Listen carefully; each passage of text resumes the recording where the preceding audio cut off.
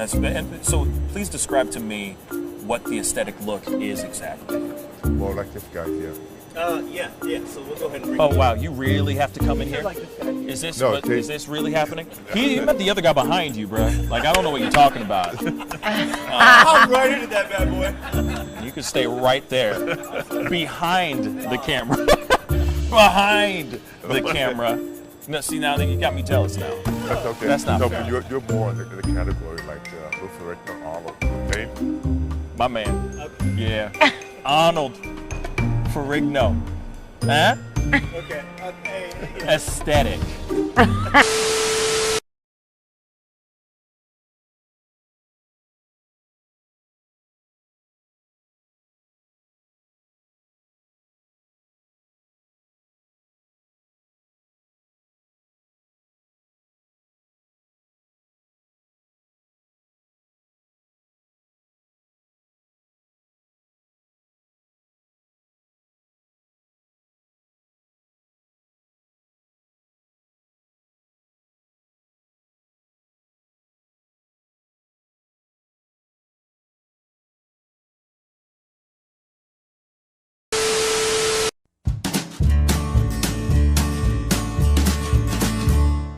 That's great, partner.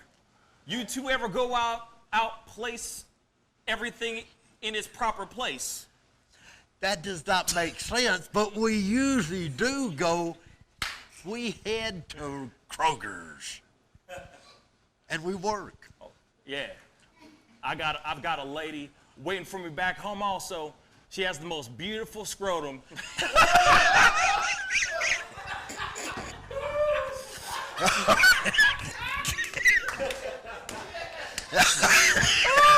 Oh, God. And when she sings, she sounds just like a puppy dog.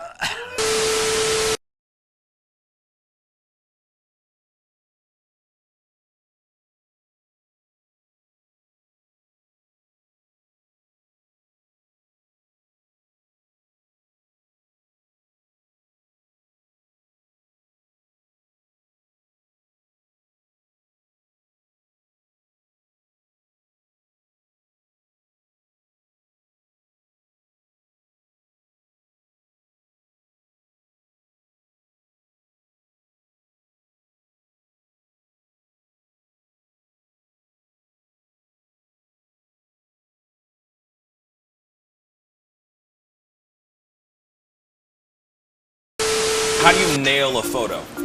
Just gotta get in the mode. You gotta talk with your eyes.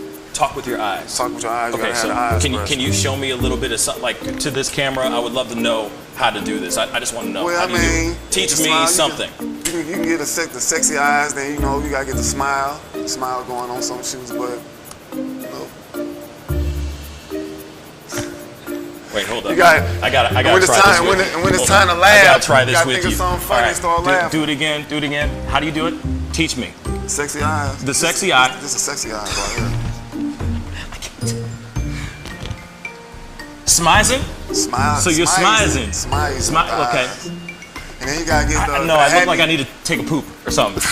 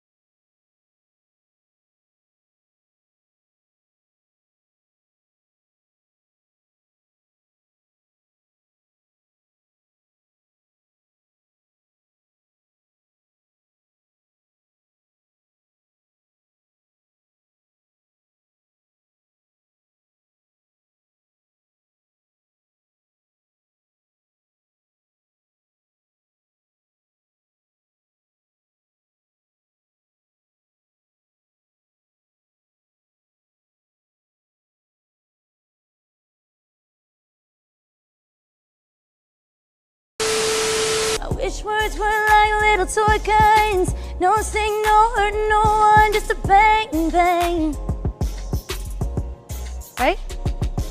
Is that it? Yeah, it's something like that. Just a bang, Toy bang, guns. rolling off your tongue. Toy guns. It's no smoke, no Bang, bang. bullets. Water guns. All right.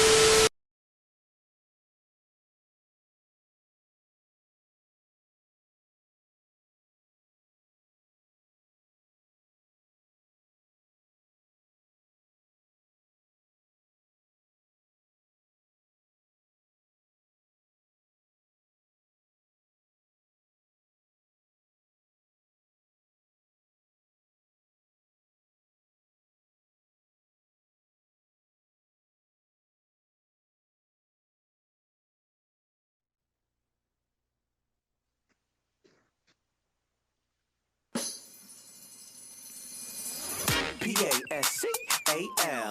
You are now rocking with that dude Pascal. We be going wild, Haitian in the building, so original. Got the haters catching feelings. Get your hands up to the ceiling and keep them held high. Cause St. Louis isn't ready. Forget about it, goodbye. Hold up, we just saying hi. Five somebody rise up. Weekdays, catch us live. Somebody, let's go. Good afternoon, everybody, and welcome to the Pascal Show.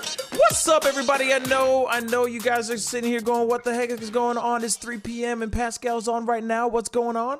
What? I know. I'm not usually supposed to be on right now, but I have a special guest to talk with today, and there's a serious conversation that needs to be had in regards to stand-up comedy and what's going on in stand-up comedy.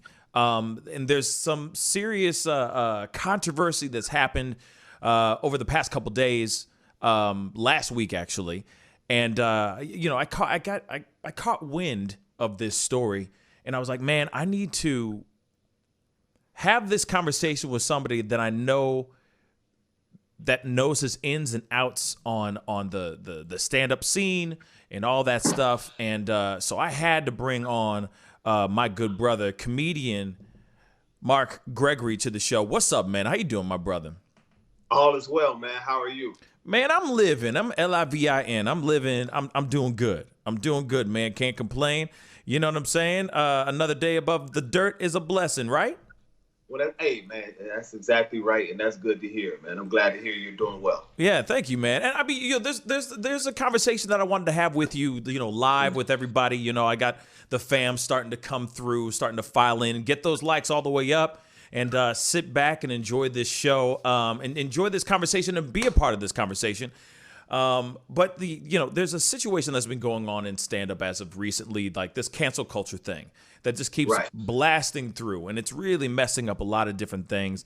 And right now, there's a specific comedian by the name of Tony Hinchcliffe that is getting in a lot of trouble right now, y'all, because of a recent stand-up that he did, and it was caught on tape. And I just need to show you guys the video. I think that's the best way of explaining it, or just showing it, is by just showing you guys the actual footage. Okay. In this video, you're going to see a comedian introducing him, right? And then Tony comes up, and then the rest is history. Now, it only lasts for like a good 30 seconds. Yeah. But it's 30 seconds of him talking some stuff. Then, okay. Let me just let you guys hear it and watch it for yourselves. Language. I'll just say that too. Language. Here we go. And selling stuff that costs $1. Hey, that's my time, you guys. Thank you so much. Thank you so much for coming out, you guys. You're gonna love this guy. He needs no introduction. You've seen him on Kill Tony's show. Give it up for the one and only Tony Hinchcliffe.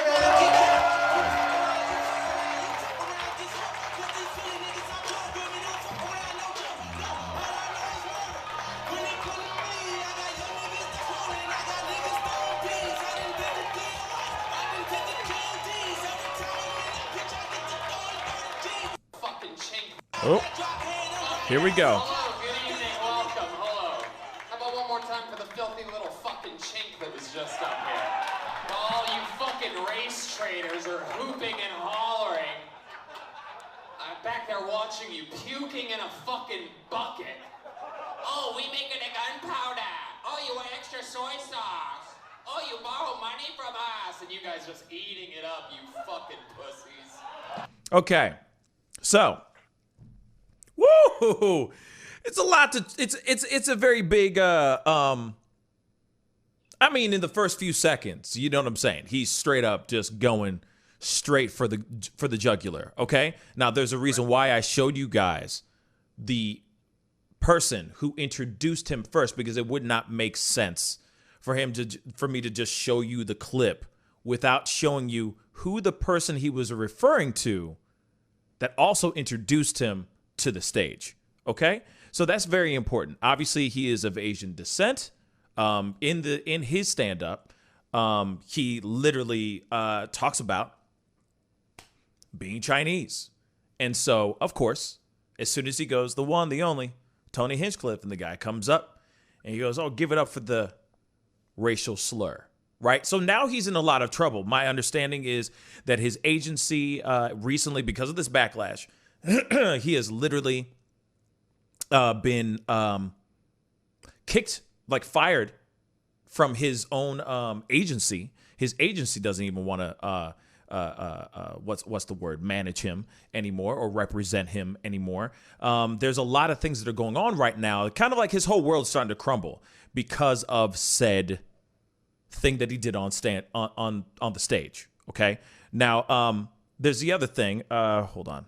What is that man's name? The one that introduced him. What is his name? I'm forgetting his name. Peng Dang. Peng Dang. I think that's what it is. Peng Dang is the comic that introduced Tony Hinchcliffe. After this thing happened, right, he went up and he's like, give it up to the racial slur, so on and so forth. Peng took that clip and put it up on his social medias and basically said happy, I forgot what it was. It was like Happy Asian Awareness, something like that day, right? And this thing obviously went viral, that small clip. Now, obviously he did his whole stand-up and everything. But the thing is that should he be canceled for saying what he said on the stage? Mind you, it's stand-up comedy. Sometimes you say these things for shock and for laughs. Doesn't mean that you automatically are that person, but you say things out of shock. So this is the reason why I brought on my brother, Mark Gregory, onto the show, because we need to talk about this. You know what I'm saying? Like, in what levels is this? Where is this wrong and where is this okay? You see what I'm saying? What are your thoughts, Gregory? One of the things about stand-up is you kind of live and die by certain things, right? So I'm one of the people, I do a lot of crowd work. I interact with the crowd. And when it works, it goes exceptionally well, right? And there will be like a few times that you try to interact with people in the crowd and it just does not work and it falls flat, right? So let's use that as our baseline.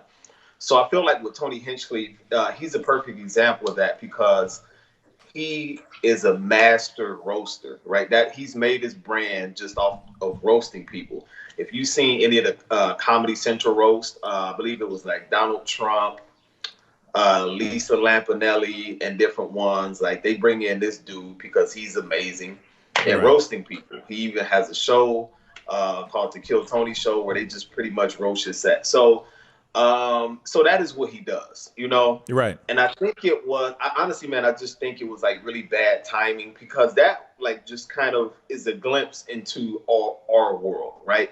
So when comedians get around each other, we just roast each other. You know what I mean? Even if we don't know each other, it's just like in the hood. If you got on bum shoes, if your set was bad, if your haircut is bad, we are going to go at you whether we're best friends or we don't know you. Right. So I think you pretty much have to put that in context. So I think what Tony did pretty much was that.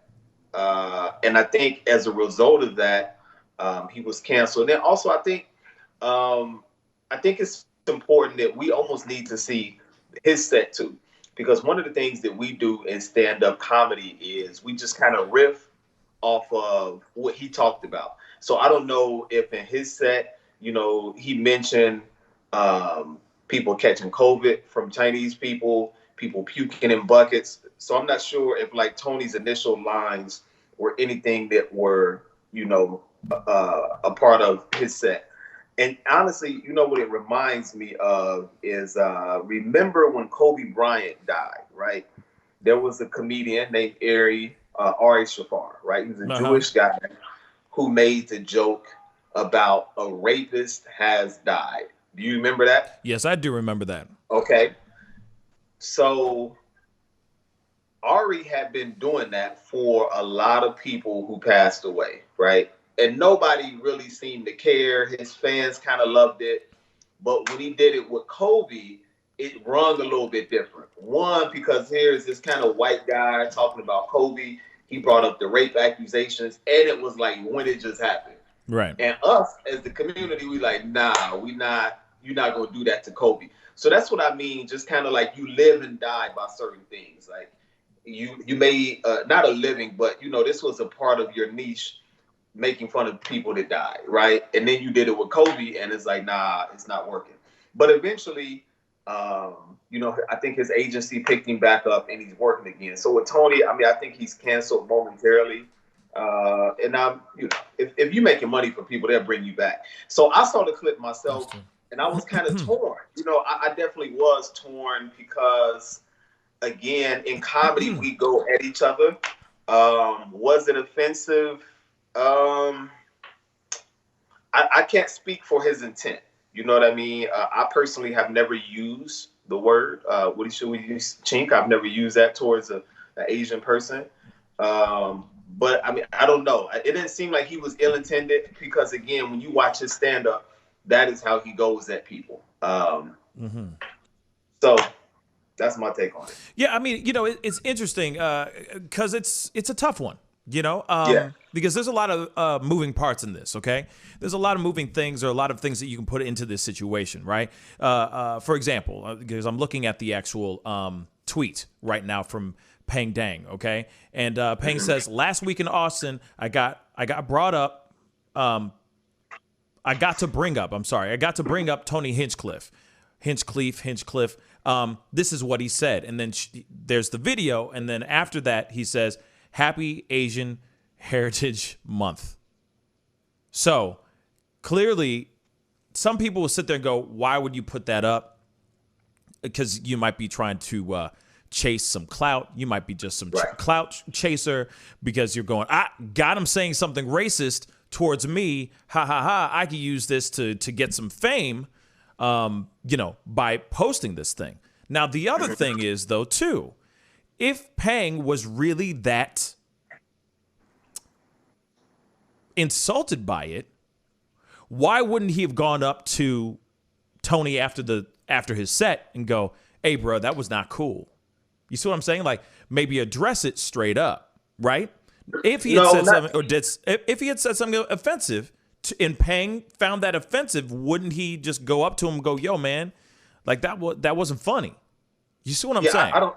I don't think that's a strong enough point, simply because, I feel like if you offended me, it's not necessarily incumbent upon me to let you know that you offended me, right? One, what if this guy is not a confrontational person?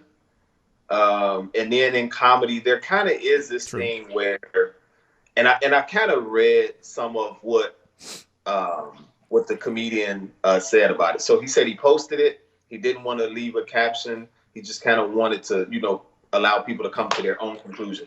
So one of the things in comedy, and I'm sure you know this because you are in entertainment, there is a hesitancy to speak up against a wrong that was done to you, especially if a person is quote unquote on or more established than you, because your fear is, okay, if I speak up to this ill that was done to me, I could potentially miss out on other opportunities, right? So there's always, there's always that looming in the back of your mind. And the other thing is, I don't know, so I can't speak as to why, but I don't necessarily think it was upon him to go up and say something to Tony. I mean, I think that would have been, that's how I would have handled it, but I don't think it makes him any more or less of a man, or he's not wrong because he didn't do that, right? Like, if I'm offended, I could be offended.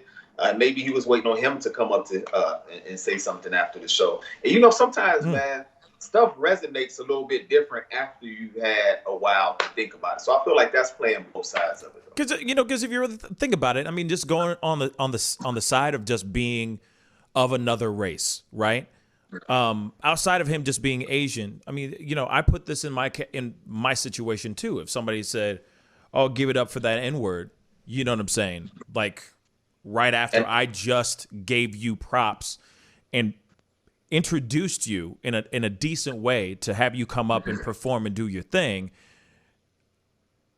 I don't know, man. Like, I just keep thinking about it. If he said if he said the N-word instead of the CH word, you see what I'm saying? And that was a black man, I don't think it would be taken very well either. You see what I'm saying? Nor would he even would he do it? Maybe he would. I don't know. But you see what I'm saying? Like, change the color, change the racial slur. And I thought about that, right? I thought about that right before I came on. Right. And I don't think that I could just speak to in America. I feel like that's the N-word is the strongest word. And I don't want to put a pecking order on words that are offensive, but it does seem like that word is stronger than the word that he used towards him. No, that's true. Right. I guess, but we can't sit there and say that for Pang, because Pang, that might be as heavy as the N-word being delivered to us. You see what I'm saying? So I can't really say how he would feel about being called that C word. No, but I would think that's like, bruh, that's, woo, you know what I'm saying? I feel like that's the equivalent, I feel. You know what I mean? There might be that much, there just might be that much weight behind that word, just like that word, the N-word has a lot of weight towards us when it's delivered in a negative way. You know what I'm saying? Yeah. Now that I definitely can agree with. And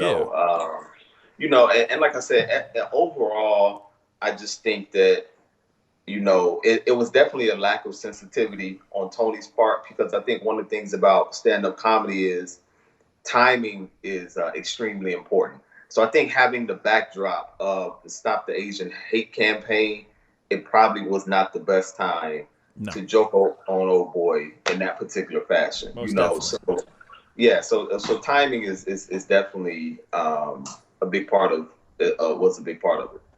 Yeah, it just keeps it keeps me wondering what is the right, like, what is okay and what is not okay. You see what I'm saying? Because I mean, it's comedy, it's stand-up comedy, and most times when it comes to stand-up comedy, anything goes, allegedly. But now it's like you can get canceled for an off-color joke, or maybe a joke that just doesn't land right.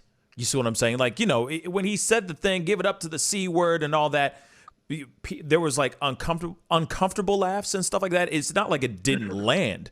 But at the same time, there were some people like, whoa, he just really said that? Whoa, you know what I mean? And that's messed up. But it is still stand-up. So should he get canceled for being raw when stand-up comedy is supposed to be raw? 95% of the time. Let's just say that. Yeah, I mean, again, that's really when it goes back to, if you are Golden State, you're going to live and die by a three-point shot, right? Yeah. When you have an on night, you're on. And that is Tony Hinchcliffe's brand. He roasts people. He goes too far with the jokes. I saw him. There was another clip on his show where there was a dude who was in a wheelchair, and he made fun of the guy in the wheelchair, Right. right? And they had some banter, and it was funny. So that is his brand. But this particular night, it didn't work for you. So should he be canceled for that? I think we really have to examine the intent. Was it a situation where he's being malicious? If he was, I think there should be some type of ramifications. But if it was, hey, I was just joking and it went too far, I apologize to this dude. I don't think you should be canceled for having an off night at your job, because all of us have had an off night or day at our job, and we don't lose it all. We just get kind of like a slap in the hand and reprimanded. But when you work at, let's say you work at Microsoft, you're not being recorded to the world for your job. So I think that's where it's a little different at. And at the end of the day, that just kind of coincides with where we are right now, as well as American history. When you think about this country, we don't correct, we overcorrect, right? So instead of just finding that median, that center place, when there is a wrong that has been done, we go to the far extreme to try to right this wrong. When it's like, no, we don't have to go to the other end of the spectrum. The balance should be right smack dab in the center. Right. Because at the end of the day, man, it's all about money. So his agency, I think it was William Morris Entertainment. Mm-hmm. Do they really care? I don't think that they probably care. It's my personal opinion. I just think that they don't want to be associated with anybody who's going to bring negative press. It is what it is. Yeah. Actually, hold on. The feed just. I think we should be good. Okay, we're good. We're good. Yeah. We're back to normal. Okay. Yeah. Sorry guys. We're back. Okay. But like I was saying just a second ago, it's just, but it was probably broken up. It's just like Dave Chappelle. Dave Chappelle will never be canceled. He is cancelable because he makes money. He secures the bags. He is at that level where he's the GOAT. So he can go up there and say whatever he wants, or he could screw up one day, then 6 months later use it in stand-up and go, all right, I screwed up. This is what happened, and this is why. But when you're on your way up the ladder, I feel it is kind of crucial what you say and what you don't say. If he was GOAT level, then I could see him going, all right, and spinning it to make it funny, and basically him saying, my bad. You know what I'm saying? Like, I made the mistake, but hey, makes really good material for stand-up. You know what I'm saying? But at the same time, this is a guy who's on his way up, and he's known for his roasting, as you said, Mark. I just think that I feel bad for stand-up because there isn't an angle or an opportunity to really push the envelope like that anymore. Like, it just doesn't exist. You see what I'm saying? But at the same time, if I were paying and he said that right after I got off the stage, I'd be pissed as hell too. You see? But it also depends on what happens backstage, what happens after the show. If Tony ever went up to him and said, hey, man, I'm so sorry for stepping up to you, saying that about you. That was just a joke, brother. It was just a joke. But from my understanding, there was no apology. Hence the reason why I think Pang was like, screw this guy. Boop. I'm putting this on. You know what I mean? But it does suck that we live in this time right now where somebody can't go up and, it's stand up. Say something raw, right? Now everything's becoming very, it's becoming very PC, even in stand up. And I'm like, wait a second. Now there's the double-edged sword too. If I sit there and go, hey, if that's okay for him to say that, then it's okay for anybody to go up and just spout out any type of hateful rhetoric. They might be like, no, it's a joke, but is it really though? Is that going to be okay then too? So there's that double-edged sword, which is very frustrating, man. You know what I'm saying? Because it does that thing that did happen. I believe shouldn't have happened, but I don't believe he should be his whole life should be ruined over it either. Yeah, I agree. Yeah, I agree. It seemed like it was a joke. It seemed like it wasn't like a lashing out. It didn't seem like malicious, like he was trying to hurt. It just seemed like it was the other clips I've seen of him where he tried to just, just kind of like Howard Stern, right? Where shock you with the joke. But again, it was just horrible timing. And to your point, the crowd was a little, we're laughing, little uneasy laugh. Yeah. It was a little bit of that. And that just created, the storm that we see and we're talking about right now. Yeah. It's just it's such a strange breakdown and such a strange situation that's been going on. Because, like I said, it's like I said, it's a double-edged sword because it then next thing you know, if people can't sit there, crack out jokes uncensored, it's stand up. People are here in that place to hear lewd, ridiculous stuff, lewd, ridiculous content. That's what, and laugh. But now it's like, okay, so everybody's got to be clean, like Bill Cosby stand up. Yeah. I don't know. You know what I mean? Yeah, to your point, man, it is like you mentioned there's so many moving parts to it. Yeah. I think we are at a point where a huge segment of the culture is tired of again, there's so many moving parts to it because right now we are at a place where maybe 2 years ago it would have rang different, but how that is resonating, like here's another privileged white dude thinking he could say whatever and not get away with it, right? So just for multiple reasons, people are tired of, white dudes flaunting their privilege and thinking they can get away with anything, right? And that's not to say that was his mindset, but when you see clips like that, when you just see a short clip and can't take it in full context, that's what it looks like. Right. It most definitely does. And then it seems like, okay, if he can speak in that way, then there's going to be other people out there that feel like they can speak like that in the streets, out here in these streets. And we ain't got time for that. You see what I'm saying? Yeah. That ain't cool, and we ain't got time for that. So, yeah. But I do believe, Isaiah just said on YouTube, comedy is edgy by nature, so it's hard not to tread too close. And that's true. Yeah. Like it's yeah. You gotta toe the line all the time. That's what comedy is. If you're not willing to go to that next, to go beyond that, then you might as well not be a bloody stand-up comedian. But you mentioned Chappelle though. One of the things that Chappelle is masterful at making his point, because if we're gonna be edgy, it has to be a smooth drink, right? So the content that I'm giving you and the point that I'm making, even if we're talking about some really, really rough stuff, right? So when Chappelle talks about transgenders, he talks about Bruce Jenner, he talked about Michael Jackson in one of his specials where he talked about how old is 15 really. Chappelle it's never just boom with Chappelle. It's similar to like a court case, right? He presents an argument and then he reinforces his points very eloquently and then he drives it home. Right. So I think it's going to be a little bit harder to jam a Chappelle. And to the person's point on YouTube, yes, comedy is very edgy.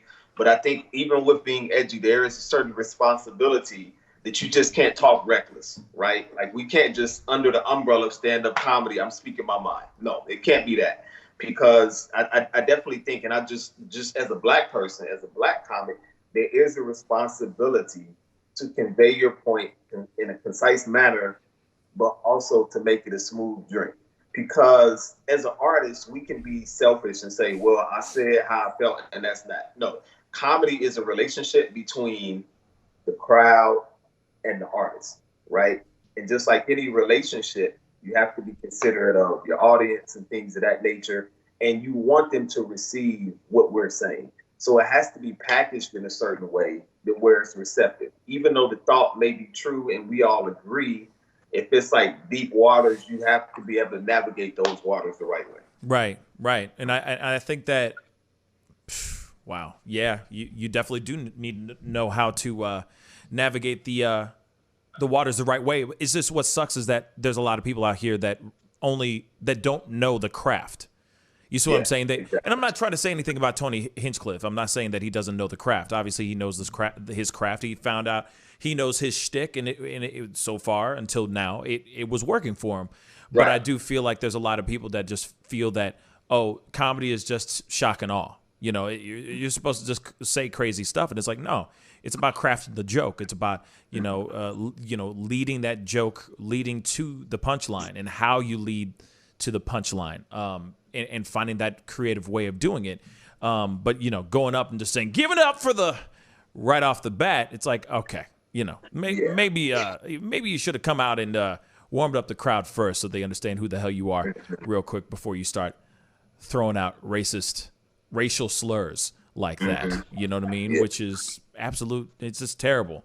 And and I just keep thinking in my mind, if it was me, and if it was me and I was paying, and he said the N-word, he and I would have words without a shadow of a doubt. He and I would have words, and I wouldn't wait and post it on Twitter.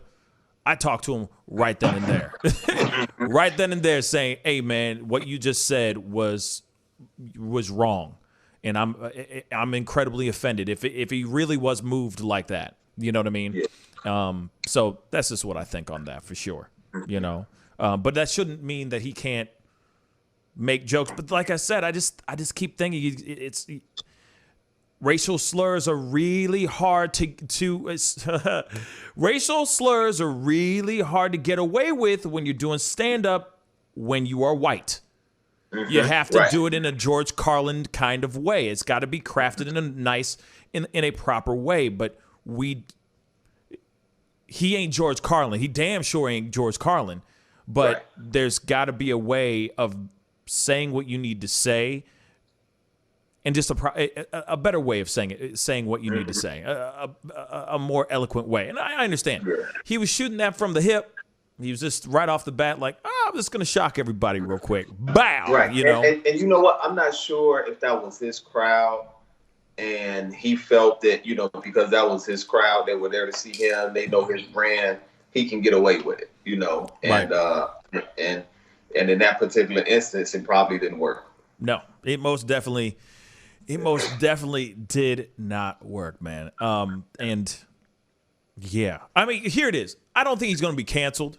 Like, I think he's going to be canceled for like a few weeks, and then there'll be another big controversy that's going to happen. And then he'll be back up on stage doing his thing, making his money. And then, obviously William Morris or some other agency will pick him back up. It's fine. He'll land on his feet. It's going to be just fine. But I think that I don't think it was the best choice in words, best moment for him. I don't either. Yeah, I don't either. Horrible timing, best, not good word choice. And so I think, this definitely should be a wake-up call for him and be like, you know what, baby, I need to be a little bit more selective about how I go at people. Facts. And then, also it's like, he doesn't owe any apology to the public. He just owes an apology to the person he was insulting. That's what I think too. I don't think he needs to explain himself to us, to the general public. I just think he needs to go and explain himself to the person that he insulted, and just go, hey, I apologize. We moved on from it. We're better for it. I now know not to make that kind of comment anymore. And that's it. You know what I'm saying?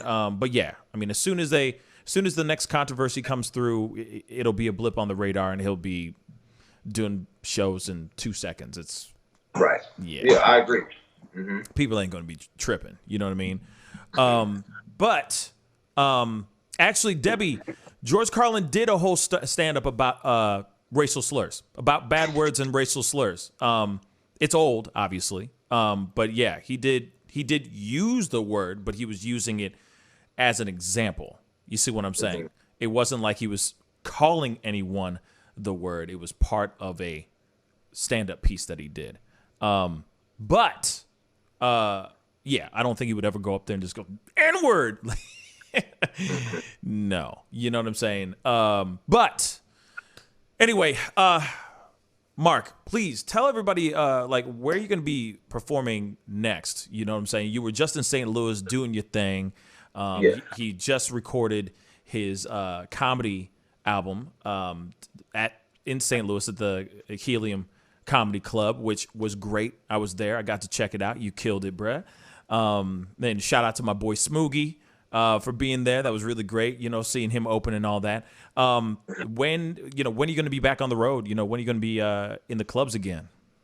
Yeah. So this Saturday, I'll be in Cincinnati, Ohio, performing at the Francis Theater, doing 2 shows, 8 and 10 p.m. So if you're in Cincinnati area, come check out that particular show.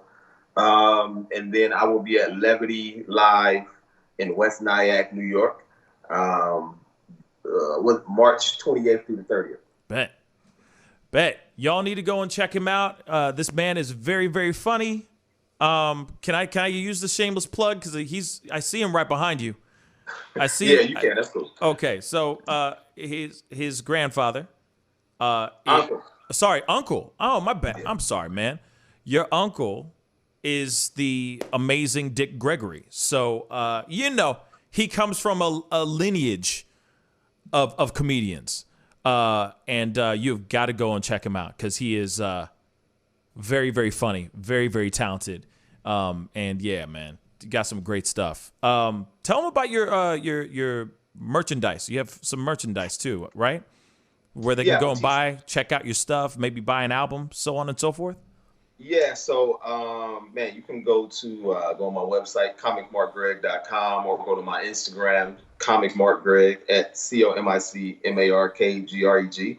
Have a T-shirt that is my line. If funds are tight, I never say I'm broke. I always say I'm not broke. I'm just in between blessings. So that is that's right. Yeah, words of power. You can't speak broke over your life, man. Facts. You're just in between blessings. So those are T-shirts that I sell. I have them in wild pink as well as black. And so those are on the website too. Bang. So you guys got to go and check out his stuff. And then whenever he's in town, you have got to go check him out. Whenever he's in your town, I'm sorry. Whenever you guys go check him out. Yeah. Yeah. Whenever he's in your town, go and check him out. He's really, really great. But anyway, Mark, thank you so much for being on. We got to get going. But I appreciate all y'all for being a part of the conversation. I know this was like an impromptu, last-minute type of thing. But, this was an opportunity to sit down with Mark and chop it up about this subject before this subject kind of becomes old news, which it really kind of is already. But still, it was nice to chop it up with him about this and talk about this real talk because, the stand-up comedians, I'm not a stand-up comedian, but I like to think I am a funny person. It is something that to take seriously, like what happened with this whole situation with Tony. It is something to take seriously, and also just be mindful of those things, of the thing that's actually going on with Tony. No, Fool's Gold just said no, he shouldn't be canceled. I don't think he should be canceled either. I just think he needs to be mindful and careful about what comes out of his damn mouth from this point on. You know what I'm saying? We all have our moments when you get up on stage and say something and it doesn't land at all. It happens. We're human. This is what we do. You know what I mean? We say a lot of things we don't mean all the time. You know what I'm saying? So, like, I love eating vegetables. That's a lie, but I just said it. You see what I'm saying? Sometimes you just say things that aren't true. You know what I'm saying? But anyway, guys, I appreciate y'all. You know what I'm saying? For all y'all who came in to check out this conversation and everything, please, if you can, share it. Let other people see what was going on. I really appreciate it. Real quick, Lacey Dean said, "Yeah, this was over the top. He did this to himself. Part of comedy is reading a room. He didn't do that. Actions have consequences." Very good point. Very good point. He didn't read the room. I mean, it's stupid because he went up there. The person that introduced him is Asian, and so he uses the C word on the Asian guy right after that guy has just introduced you onto the stage. No, he wasn't reading the room. the one guy that's in the room that is Asian and he points that out and says some derogatory term, yes, it's bad. That was a bad move.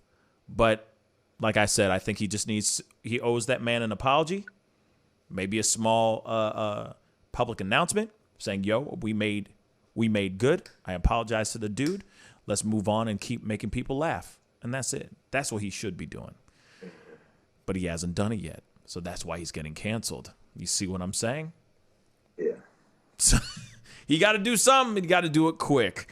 Those are my 2 cents on that. But anyway, I appreciate all y'all. Mark, thank you so much for being on. We got to get going. I'll see you guys tomorrow morning at 9 a.m. Central Standard Time. Thanks, man. Be good to All right, yourselves. brother. Be good to one another. And I'll see you guys in the next show. This is The Pascal Show. Bye.